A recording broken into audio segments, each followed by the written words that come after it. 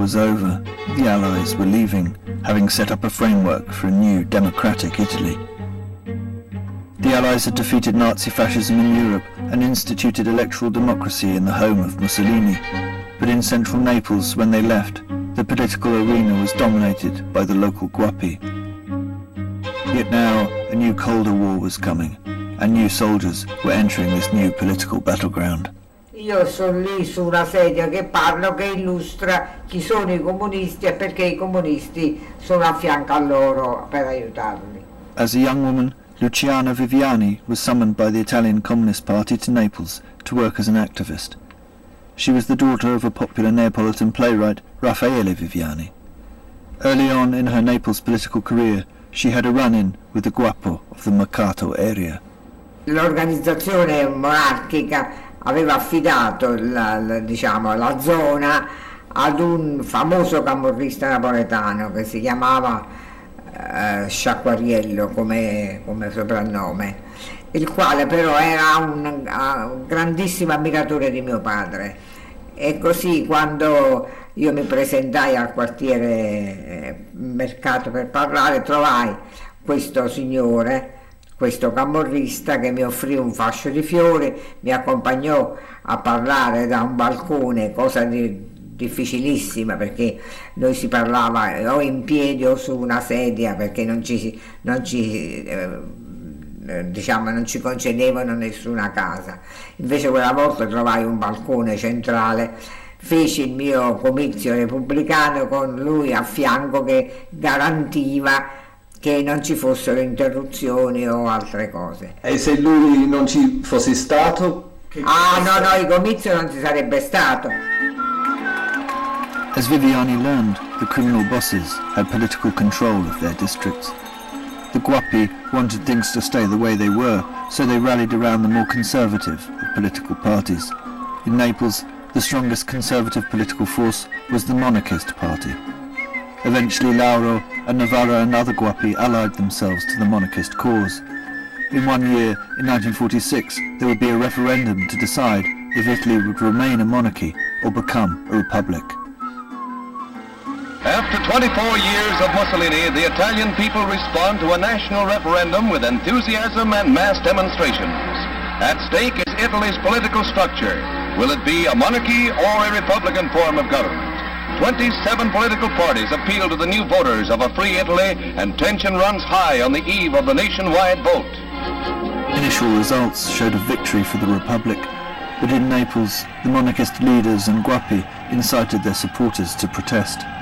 A Napoli organizzarono delle proteste popolari contro i risultati del referendum dicendo che erano falsi, e quindi portando la parte più arrabbiata per questi esiti elettorali a fare manifestazioni in tutta la città, e una di queste fu quella dell'assalto alla federazione del Partito Comunista. Alcuni tentarono di salire verso il balcone lungo i tubi del gas e dell'acqua e furono rigettati giù. 6 manifestanti ci rimisero la vita, alcune ragazze, e fu un bagno di sangue. Sono dei morti che ignari per una causa ingiusta, che meritano anch'essi rispetto, in definitiva, perché la lotta politica non deve portare al sangue, mai.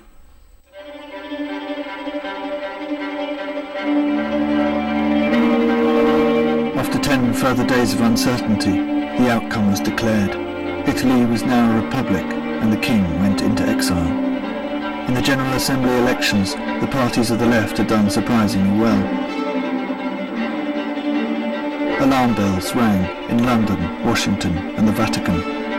There was a possibility that in the general elections to come in 2 years' time in 1948, Italy might vote in a communist government. The battle lines were now drawn for a long and bitter political struggle between right and left. Le posso chiedere cosa pensa lei dei comunisti? Non li sopporto.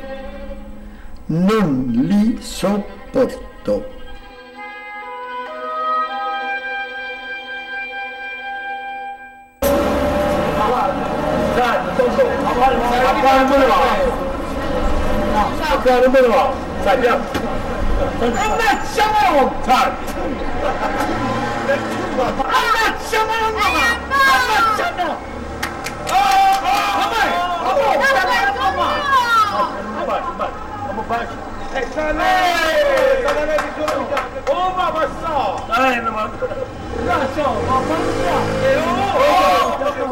Bendaggio regolamentare, diceva il programma dell'incontro, ma non si sa chi sia l'avversario. What was happening in Italy tells us a lot about what was happening in the world, because this was the year in which the divisions of the Cold War were hardened.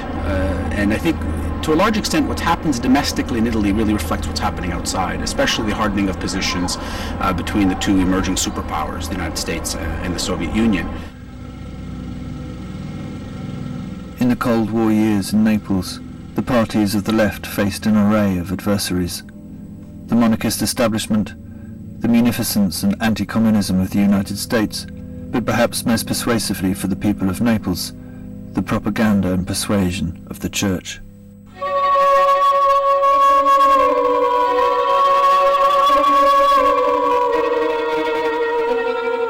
Almost every street in Naples has its own shrine dedicated to a saint or the Virgin Mary, to a celebrated football player, or to Padre Pio, a local monk who said he could fly.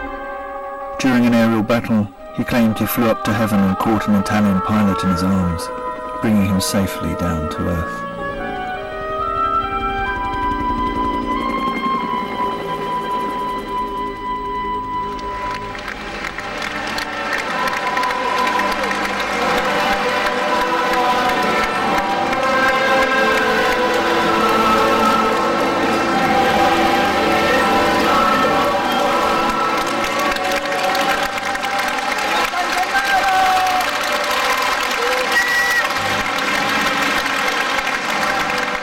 We were in Naples on September the 19th, the day in which the miracle of San Gennaro is celebrated. Twice a year, the saint's dried blood magically reliquefies. If the miracle happens quickly, the omen is good. If it is slow, it augurs misfortune for the city.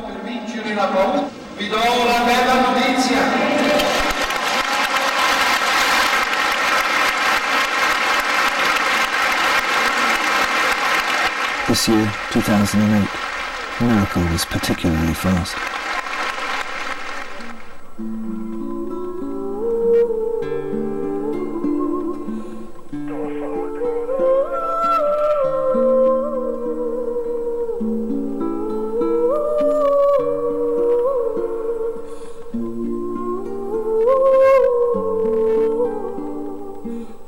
During the war years, the golden treasure of San Gennaro was moved to the Vatican for safekeeping. Rome was slow in giving it back. In 1947, the man who went to Rome to collect the treasure and bring it back to Naples was none other than Guapo Navarra, king of Poggio Reale. Church, state, politics, crime. The longer you look at Naples, the more everything seems interconnected.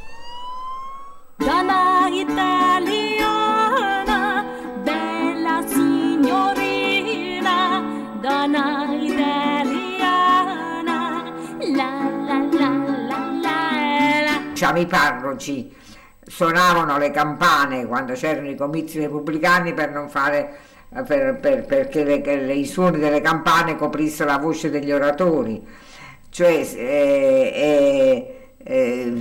organizzavano le processioni dei santi e delle madonne per i quartieri della città e soprattutto sfruttarono moltissimo, diciamo, la campagna anticomunista, che i comunisti, diciamo, ammazzavano i bambini, ma si mangiavano i bambini. A sudden religious fervor took hold of the country.